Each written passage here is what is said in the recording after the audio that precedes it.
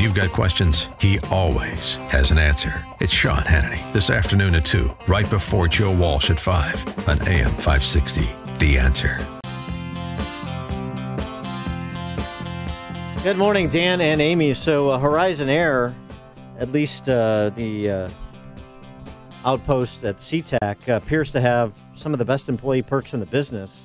If they're not using one of their turboprops, you can just take it out for a spin, as this 29-year-old ground agent did on Friday night. You know, I mean, just to see the sights. Puget Sound is lovely this time of year. Man, and, you know, the sights went by so fast, too. I was thinking, like, I'm going to have this moment of serenity, you know, I'll be able to take in all the sights.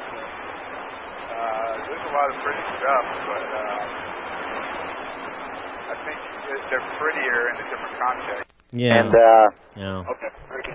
Pretty in a right now he's just flying around. Pretty in a different context. Flying around. He took off at 8 p.m., was flying around for more than an hour, and doing barrel rolls and then nose dives right down, then coming right back up. It was the only thing he needed crazy help with was pressurizing the cabin. Otherwise, I mean, he's played video games, Amy. He's fine. He just needs some help controlling his aircraft. Very good. Nah, I mean, I don't need that much help. I played some video games before.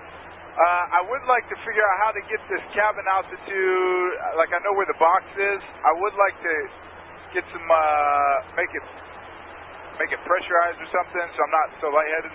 Yeah, issues he had to do with it. So because the sights were flying by and he was having some issues with the pressurization of the cabin, he thought, you know, I guess it's time to land. I'm going to land it, in a safe kind of manner. I think I'm going to try to do a barrel roll, and if that goes good, then I'll just go nose down and call it a night. Well, Rich, before you do that, let's think about this. I got another pilot coming up, Pilot Joel, here in just a minute or two, I hope. And we'll be able to give you some advice on what to do next.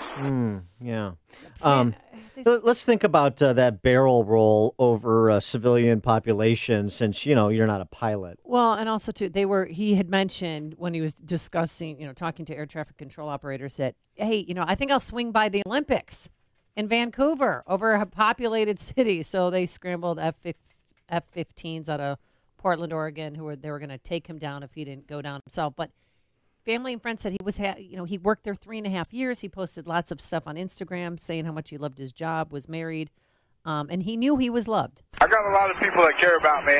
It's going to disappoint them to hear that I did this. I would like to apologize to each and every one of them. It's just amazing. He was so calm, and at times it sounded like he was having fun and just amazed with taking flight. But it's a very serious issue when somebody that you trust that they pass a background check and just simply take a plane. It didn't seem like it was a terribly serious issue to him. Hey, you think if I land this successfully, Alaska will give me a job as a pilot? You know, I think they would give you a job doing anything if you could pull this off. Yeah, right. Nah, I'm a white guy. Stay on the ground. Yeah. Oh. Watch your altitude, Striker. You're too erratic. You can't come straight in. You got enough fuel left for 2 hours of flying. I'll take it, Elaine. Listen to me, Kramer. We have people up here who will die in less than an hour, let alone 2. I may bend your precious airplane, but I'll get it down. I'm putting the landing gear down now. If only Robert Stack had been available. For more on this topic, we're pleased to be joined by Robert Mark. He's the senior editor at Flying Magazine, publisher of jetwine.com. That's W-H-I-N-E. See what he did there? Jetwine.com. Robert, thanks for joining us again. Appreciate it. Boy, there's a segue. Yeah, how you like that? I know we're not supposed to make fun of it, but I like dark comedy. And the apparent airline security at SeaTac is sort of comedic, it would seem. Well, you know, I'll tell you the truth. The guy, as you said earlier, the guy passed a background check. He's been working there for a number of years. He had a security badge to be on the ramp. And on top of it, no one probably thought anything of seeing an airplane moving on the ramp. What about ground control? I mean, don't they have flight plans Well, and all that? where he was initially was in a maintenance area. Oh. So watching somebody start an engine or two wouldn't have seemed very strange to anybody. But then he just didn't listen to ground control.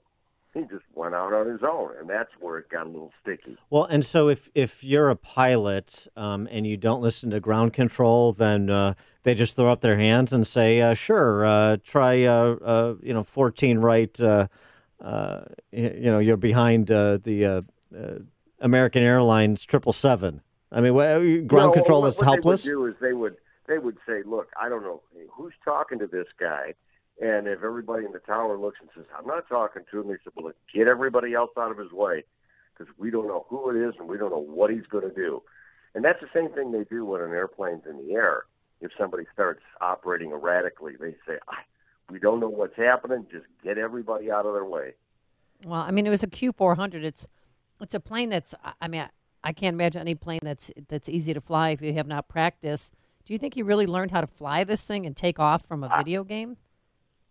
That's an interesting question. I flew an earlier model of the Dash 8, and the first thing that I thought of when I found out he was not a pilot was, how did he even get the engine started? Yes, because right. They're not that easy to start. I mean, they're easy to start once you learn the technique, but if you don't know what you're doing, you'll cook the motors and they'll never run. But, I mean, he managed to get the thing started, taxi, take off, got the gear up, and he was out there doing some aerobatics, which they weren't the greatest, but they weren't bad either. For his and first time. Yeah, and I thought for the first time I saw it, I said, well, the guy needs a little work. And then when somebody said he wasn't a pilot, I said, you have to be kidding me. Because it looked like he knew what he was doing.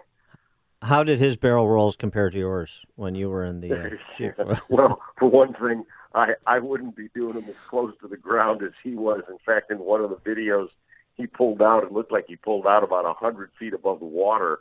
And that's too close to me. Yeah, I would say. I mean, there's some real questions, too, just in terms of policy with respect to something like this, as unprecedented as it is.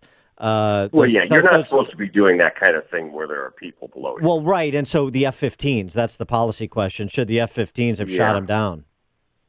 Well, my guess is that if he'd made a turn back towards a densely populated area, like back towards Seattle or headed down to Portland or something like that they'd have probably taken him out. Wow. So how do you think, is security going to change the way they screen people, going to be different? Is anything going to happen from this? Boy, that's a tough one because, when you have people that work for you and they've been working for you for years and you establish a relationship with them, it almost seems a little ludicrous to tell somebody that, oh, by the way, you're not a pilot. Now, don't steal any airplanes overnight. Well, yeah. It just sounds silly, but and the trouble we've seen in our industry is that every time we turn around, well, not every time, but way too often, people have tried things with airplanes that we never thought they would do. And you can't protect everything all the time.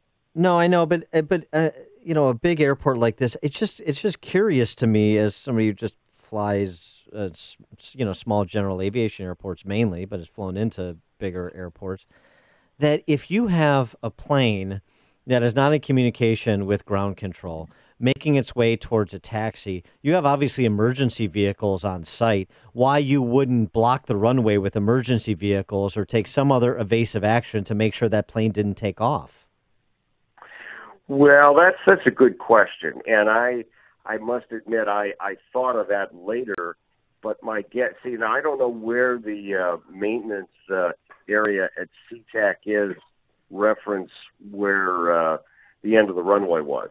It might have been a very, very short taxi that by the time the guys in the tower figured out what was going on, he was already on his way.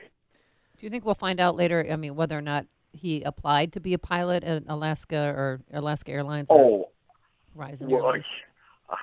Well, I don't know if we'll find out if he applied at Alaska, but we'll certainly be able to find out if he had a pilot certificate or even had started flying lessons somewhere. There'd be a record of all of that. Yeah, that will be interesting to find out. Otherwise, that video game that he played, whatever that was, is going to become real popular. The security at the airport. So one of the things that a number of industry analysts have said in the wake of this, which is unsurprising, is the greatest concern is an inside job, right? Somebody that has security clearance, somebody that's passed a background check, and turns out to have mental issues or develops mental issues, and they have access to places that are obviously highly sensitive.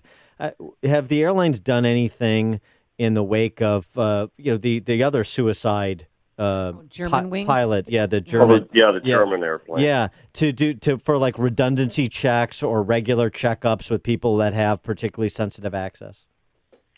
Not to my knowledge, and one of the reasons I believe that they have not done that is that FAA has not figured out how to do it effectively and fairly. I mean, it would be like somebody taking over your microphone some morning, and then the next thing, doing crazy stuff, and then the radio station manager says, I think we've got to start having some mental health checks on all the personnel on the mic. Well, that would be a good idea. How are you going to do that? How do you measure them? How do you know if they're going to snap at some point? I mean, and I think that's probably the more important issue right now is what made this guy choose the other night at 8 o'clock to take that airplane. Yeah. What happened in his life that day. Yeah, and he was married, too, so, I mean, it doesn't exactly fit the profile. Yeah, and his family said he was happy. And he lived a life of faith. Yeah. And sounded happy until he went down in an island. Exactly. But look at all the situations we've had with weapon issues in the U.S. in the last 10 years, and how many times later on they'll say, well, people did know that such and such was having a problem with this, or that he was known to feel this way or believe that, and nobody said anything. Yeah. And maybe we're going to find out that it's something similar to that here, that, actually he did talk about, but we thought he was kidding. And I don't know this. I don't have the solution to that. Yeah. It's probably David Axelrod probably blamed the Tea Party. We'll see. Robert Marks, senior editor at Flying Magazine, publisher of jetwine.com. Robert, thanks as always for joining us. Appreciate it. Hey, you're most welcome. He joined us on our turnkey.pro answer line.